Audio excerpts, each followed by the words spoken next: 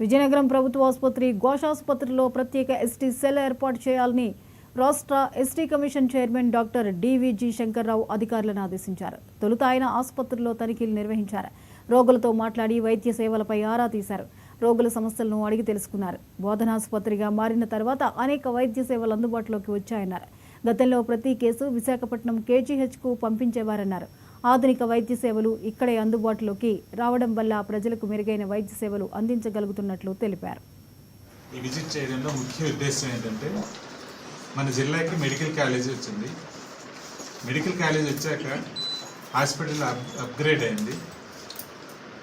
ఈ పరిస్థితుల్లో పేషెంట్స్కి అందాల్సిన సేవలు ఎలా అందుతున్నాయి, ఎక్కువ మంది పేషెంట్స్ని చూసుకోవడంలో ఇబ్బందులు ఏమున్నాయి, అలాగే పేషెంట్స్ నుండి ఫీడ్బ్యాక్ ఏమైనా ఉంటే వాళ్ళ నుండి తీసుకొని ఈ విషయాల్ని పరిష్కారం దిశగా కృషి చేయడం మెయిన్ ఉద్దేశం.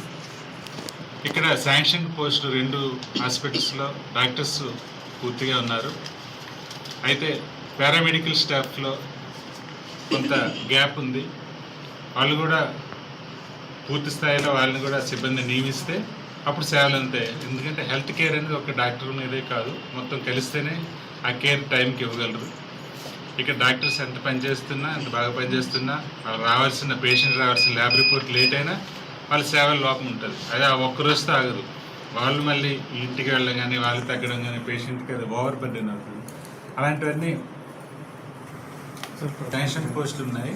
పారామెడికల్ స్టాఫ్ లేరు, పూర్తిగా లేరు. ఉదాహరణకి నేను తీసుకుంటే 4800 టెస్టులు నేను తీసుకున్నారు. పేషెంట్స్ 1500 పైగా పేషెంట్లు. అంటే ఒకప్పుడు 100లో పేషెంట్లు వస్తే ఇప్పుడు వేలల్లో వస్తున్నారు. ఆ వేలలో కూడా 4800 మంది టెస్టులు వెంటనే ఇవ్వాలంటే అందుకు తగిన సిబ్బంది ఉండాలి. సిబ్బంది ఉన్నప్పుడే ఇవ్వగలరు. వాళ్ళు 2 షిఫ్ట్లో చేస్తున్నారు ప్రస్తుతానికి. కాబట్టి వాళ్ళని పెంచాల్సిన అవసరం ఉంది. పెంచితేనే ఆ సమస్య తీరుతుంది. అది ఆ దృష్టికి వచ్చింది, అది కూడా సిఫార్సు చేస్తున్నారు. అలాగే ఆ పార్కింగ్ లాట్ కూడా అక్కడ ప్రాబ్లం ఉంది. ఇలాంటి పార్కింగ్ లాట్ ఉంది, అలాంటి సమస్యలన్నీ తీర్చాల్సిన అవసరం ఉంది. వసతి ఉంచుకోవాల్సిన అవసరం ఉంది.